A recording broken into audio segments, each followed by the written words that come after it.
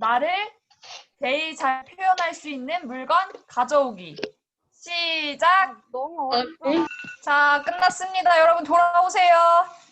다들 어딨어? 자신만만해 보이는 영광이. 저 먹는 거를 좋아해가지고 이거를 시윤이. 바이블 리더스 잠바 가져왔어. 제가 신입생 때부터 입었던 거라서. 해나. 우디가 좋았어요. 인정. 토이스토리. 그다음 가현이.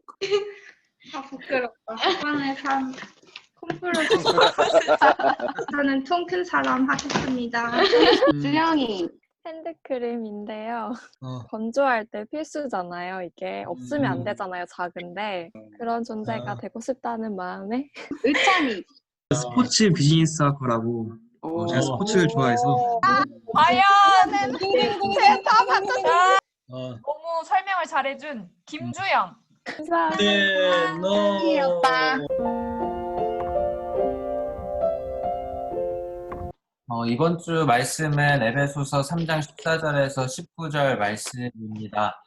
그 성경을 볼 때 바울이 쓴 바울 서실 중에 그 심장 서신이라고 하는 부분이 있는데 그 부분은 갈라디아서, 에베소서, 빌립보서, 골로새서 이렇게 네 개의 성경을 심장 서신이라고 말합니다.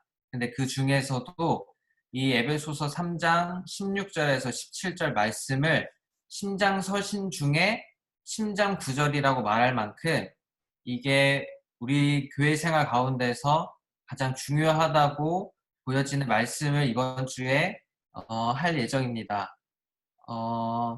그 지난주에 에베소서 3장에 대해서 했었고 그리고 지금까지 에베소서의 말씀을 계속 우리가 추구했었는데 에베소서 1장에도 바울의 기도가 나오고 에베소서 3장에도 바울의 기도가 나와요.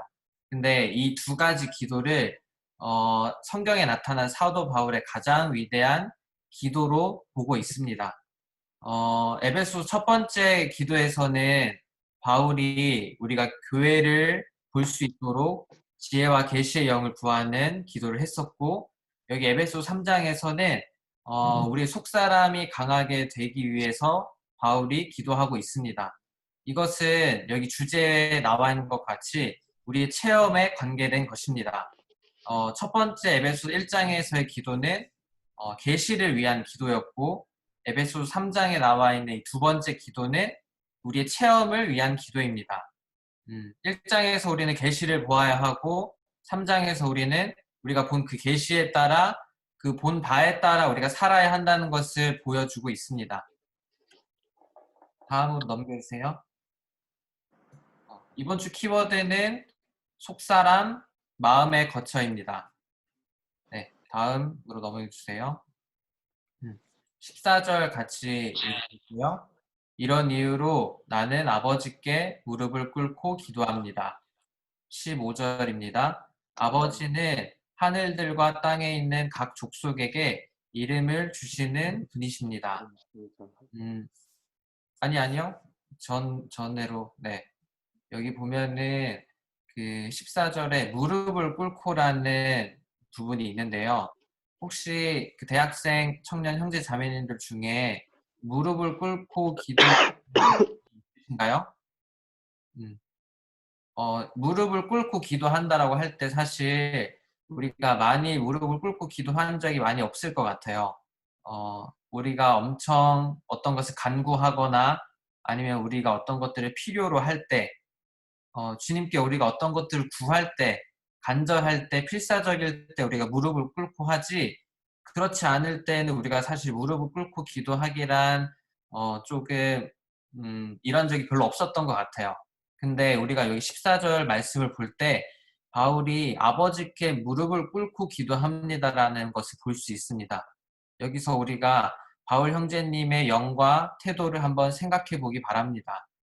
그 지난주 말씀에서 우리는 복음의 사역자이고 청지기 직분을 지녔다고 말했었죠. 그리고 하나님이 교회를 통하여 하나님의 각종 지혜를 나타내 보이고 그분의 목적을 성취하신다고 말씀하였습니다. 이 부분을 볼 때 바울은 하나님과 절대적으로 하나였기 때문에 바울은 이 목적이 이루어질 수 있도록 필사적일 수밖에 없었습니다. 그래서 14절에 나와 있는 것 같이 아버지께 무릎을 꿇고 기도하였습니다. 다음으로 넘겨주세요. 16절 같이 한번 읽어보겠습니다. 아버지께서 그분의 영광의 풍성을 따라 그분의 영을 통하여 능력으로 여러분을 속사람에 이르도록 강하게 해주시고, 여기 속사람이라는 것이 아까 키워드 단어였는데, 속사람은 하나님의 생명이 내주하는 우리의 거듭난 영을 말하고 있습니다. 영이라고 할 때 우리 기관으로서의 영과 여기 나와 있는 속사람에서의 거듭난 영, 하나님의 생명이 내주하는 우리의 거듭난 영을 그 두 가지 차이를 먼저 보기를 원합니다. 그 기관으로서의 영은 우리가 하나님을 접촉하고 우리가 하나님을 닮기 위한 그릇, 기관이라고 볼 수 있는데, 여기 속사람이라고 할 때는 단지 기관으로서 이것이 작용하는 것이 아니라 우리의 영 안에 생명이신 그리스도께서 우리 안에 내주하심으로 이 영이 다만 기관으로서만 기능을 발휘하는 것이 아니라 하나의 인격이 되었습니다. 그래서 단지 이제 우리의 영은 기관으로서만 역할을 하는 것이 아니라 속사람인 인격으로서 우리 안에서 우리가 이 속사람에 따라 살아야 한다는 것을 보여주고 있습니다. 근데 이것은 그분의 영을 통하여 능력으로 우리가 속사람에 이를 수 있다고 말합니다. 에베소서 1장 19절에서 20절 말씀에서 우리가 사중 능력에 대해서 배웠었죠. 부활 능력, 초월하는 능력, 정복하는 능력, 다스리는 능력. 우리는 교회에게 주신 이 사중 능력을 통하여 이 능력으로 우리가 강하게 되어 속사람에 이를 수 있습니다. 우리는 죽음을 정복해야 하고 어떤 것이 우리를 억누르거나 짓누르는 것이 있다면 그것을 초월해야 합니다. 그리고 여기서 정복하는 능력이라고 할 때 사실 이것이 가장 어렵다 볼 수 있는데, 왜냐하면 이것은 우리의 성질을 정복해야 하기 때문입니다. 이것은 스스로 할 수 없고 그분의 영을 통하여 오늘 이 사중 능력으로 말미암아 우리가 이런 것들을 정복하고 초월하고 다스릴 수 있습니다. 우리는 이 능력을 체험하기 위해서 필사적인 필요가 있습니다. 16절에 그분의 영을 통하여라고 말하는데, 우리는 영 안에서 신성한 능력을 전달받고 있습니다. 그 14절 아까 볼 때 무릎을 꿇고 바울이 기도했죠. 근데 우리는 모두 이러한 본을 따라야 할 필요가 있습니다. 그 바울이 아버지 앞에서 무릎을 꿇고 기도를 하였는데, 사실 우리가 기도할 때 많은 방해하는 요소들이 많이 있죠. 기도만 하려고 하면은 누가 방해하는 것 같고, 전화가 오고 문자가 오고 사방에서 시끄럽게 하고, 근데 바울은 속사람 안에서 강했기 때문에 그 무엇도 그를 동요하거나 방해할 수 없었습니다. 그의 존재가 영 안에 있었기 때문에 외부적인 어떤 것도 그를 곤란하게 할 수 없었고 속사람으로부터 떠나게 할 수 없었습니다. 따라서 우리는 그분의 영을 통하여 속사람에 이르도록 강건하게 될 필요가 있습니다. 다음 넘겨주세요. 17절 말씀 같이 한번 읽겠습니다. 믿음을 통하여 그리스도께서 여러분의 마음에 거처를 정하시게 하시며 여러분이 사랑 안에서 뿌리를 내리고 털을 잡아서 16절에서 강하게 되어라고 했죠. 우리가 강하게 된 결과 속사람에 이르고 강하게 된 결과 그리스도께서 우리 마음 안에 거처를 정하실 수 있습니다. 이 구절을 볼 때 바울이 무릎 꿇고 기도한 목적이 그리스도께서 우리 마음 안에 거처를 정하시게 하기 위한 그런 목적임을 우리가 알 수 있습니다. 그리스도께서 우리 마음 안에 거처를 정하시기 위해서는 먼저 우리는 우리의 마음을 열어드려야 합니다. 우리 존재를 그분께 활짝 열어드려야 합니다. 근데 사실 열어드린다고 우리가 많이 기도하지만 이것은 단지 가벼운 것이 아니라 이것을 위해 우리가 철저히 개인적으로 주님께 기도할 필요가 있습니다. 단지 이것이 우리의 존재가 변화되고 우리가 어떤 더 나은 존재가 되기 위한 것이 아니라 교회를 위한 것이고 우리의 정상적인 교회 생활을 위한 것이기 때문에 우리는 이 부분을 가지고 철저히 기도하고 주님께 나아가는 그런 체험을 할 필요가 있습니다. 여기 믿음을 통하여라고 한 부분은 우리가 그리스도를 받아들이고 깨닫기 위해서 우리 믿음이 필요하고, 밑에 사랑 안에서라는 부분은 우리가 그리스도를 누릴 수 있도록 우리 사랑 안에서 뿌리를 내리고 털을 잡아야 합니다. 마음의 거처를 정한다고 할 때 여기 네모 박스 안에 보면은 그리스도가 우리의 영 안에 계실 뿐만 아니라 인격으로서 반드시 우리의 속 존재 전체에 우리의 마음에 거하셔야 한다. 내주하시는 그리스도께서 우리의 생각과 감정과 의지를 점령하시고 거처를 정하셔야 한다. 그리스도께서 우리의 마음 안에 거처를 정하셔야 합니다. 단지 우리의 영 안에만 계실 뿐만 아니라 인격으로서 우리의 속 존재 전체 전 부분 마음 안에 그리스도께서 거처를 정하셔야 합니다. 우리의 생각과 감정과 의지 각 방을 있다고 만약에 집을 비유를 했을 때 생각과 감정과 의지라는 각 방이 있죠. 근데 우리가 메시지 듣고 집회에 참여하고 우리 상태가 좋을 때는 어떠한 부분을 주님께 내어드릴 수 있지만, 여기서 그리스도께서 우리 마음 안에 거처를 정하신다는 것은 주님이 단지 손님으로서 우리 안에 계시는 것이 아니라 그분이 우리 마음 안에 편하게 쉬시고 내주하실 뿐만 아니라 안주하실 수 있는 그런 거처를 정하셔야 한다는 것을 말하고 있습니다. 사실 신입생 형제 자매님들을 볼 때 이제 20살이잖아요. 근데 그 20년의 우리가 시간을 살았을 수 있지만 아직도 주님이 우리의 존재 안에 짐을 풀지 않고 단지 떠돌이로서 지내고 계실 수도 있어요. 근데 그것을 우리가 그분께 허락해 드리지 않았기 때문이고 우리 안에서 그분이 일하시기를 원하지 않았기 때문에 그럴 수 있습니다. 따라서 우리는 그분께 활짝 열어서 그분의 우리 속 존재 전체에 그 생각과 감정과 의지를 점령하시고 거처를 정하실 수 있도록 해야 합니다. 네. 그 사역의 말씀 제가 추가하면서 한 부분 읽어드리면 좋겠다고 한 부분이 있었는데요. 우리의 존재는 많은 방이 있는 하나의 집에 비유될 수 있다. 주님은 우리의 내적 존재의 거실에 제한되어 계실지 모른다. 주님께서 거실에 제한되셨기 때문에 그 거실은 그분께 작은 감옥이 될 것이다. 우리 존재 안에는 다른 방들도 있다. 그러나 우리가 주님께서 이 방들에 들어가시도록 허락해드리지 않았기 때문에 다른 방들은 비밀의 방들이다.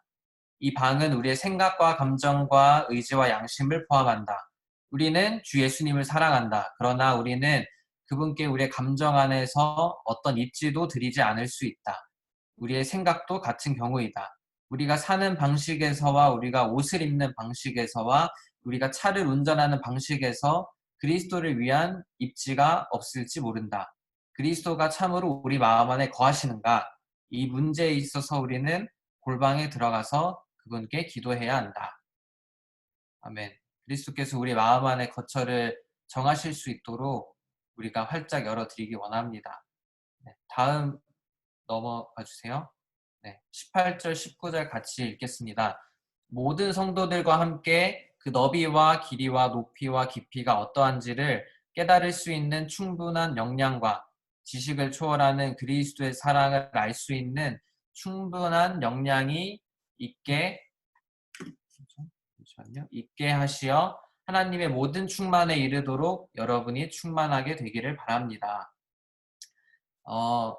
여기서 깨닫다, 여기서 그 너비와 길이와 높이와 깊이가 어떠한지 깨닫다라는 것, 헬라어 원문을 봤을 때 이것이 단지 우리의 생각으로 이해할 수 있는 그 부분을 말하는 것이 아니라 꽉 붙잡다라는 것을 말하고 있습니다. 그러니까 이것이 그리스도의 측량할 수 없는 풍성을 우리가 꽉 붙잡아야 한다, 꽉 붙잡아서 내 안으로 가져와야 한다는 것을 말하고 있습니다.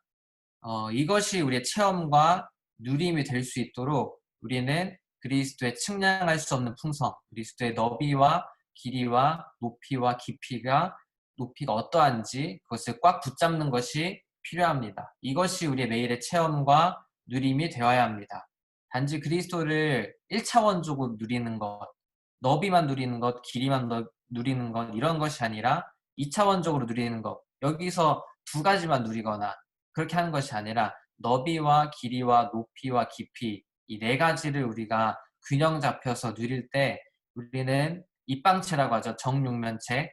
그런 쓰러지지 않고 무너지지 않도록 이 교회 생활 안에서 그리스도를 측량할 수 없는 풍성을 누릴 때 우리가 이 합당하게 교회 생활 안에서 기능을 발휘하고 다른 지체들과 건축되어 더 섞일 수 있습니다. 19절 마지막에서 그리스도는 우리 안에 내주하심으로써 하나님의 충만을 우리 안으로 분배하신다.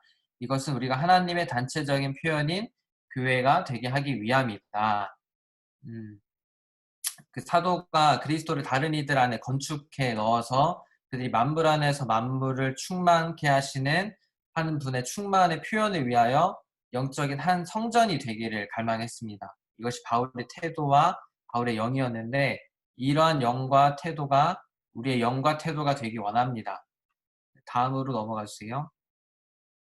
네, 이번 주 이제 내용을 이제 이렇게 종합해 볼 때 바울이 기도한 내용을 다시 한번 보면은 바울은 성도들이 강하게 되어 속사람에 이르게 되도록 교회가 알기 원했고 그리스도께서 성도들의 마음에 그분의 거처를 정하시는 것을 알기 원했고 성도들이 그리스도의 차원을 깨닫고 성도들이 그리스도의 사랑을 알게 되며 성도들이 하나님의 충만에 이르도록 충만하게 되는 것을 알기 원했습니다. 네, PPT는 이제 종료해 주시고요. 네, 그 시간이 많이 돼서 제 부담을 살짝 짧게 잠깐만 교통하겠습니다. 제 부담은 이 에베소서 말씀을 볼 때 에베소서 1장의 기도가 있었고 3장의 기도가 있었어요.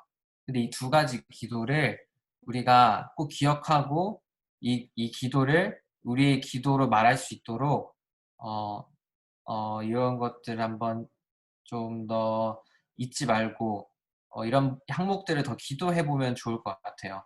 왜냐하면 그리스도께서 우리 마음 안에 거처를 정하신다고 할 때 단지 이것은 우리가 좀 더 나은 사람이 되거나 좀 더 정상적인 그리스도인으로서 생활하기 위한 그 방면도 있지만 사실 이것은 바울이 교회를 위해서 기도를 한 부분입니다. 왜냐하면 하나님께서는 교회를 통하여 그분의 목적을 성취하실 것이고 교회를 통하여 그분의 일을 이루실 것이기 때문에 바울이 이렇게 기도한 것은 단지 개인을 위해서 기도했다, 자신을 위해서 기도했다기보다는 교회 안에 있는 성도들이, 형제 자매님들이 이렇게 우리가 그리스도를 보고 계시를 보고 그리스도를 체험할 수 있도록 기도한 것이기 때문에 우리도 다만 내 존재가 어떻게 변화되어야 한다, 그것만 관심하는 것이 아니라 교회가 하나님의 목적을 성취하는 교회가 얼마나 중요한지, 교회를 위해서 우리가 어떻게 기도해야 하는지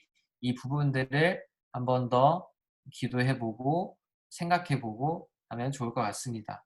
아멘. 우리가 많은 영적인 지식을 갖고 있을 수 있지만 사실 이런 것들이 체험이 되지 않을 때 많은 어려움이 될 수 있어요. 근데 이러한 것들 우리가 더 체험할 수 있도록 우리가 더 기도하고 더 교통하면서 그룹 타임 안에서 교통하면서 이러한 것들이 조율되기 원합니다. 아멘.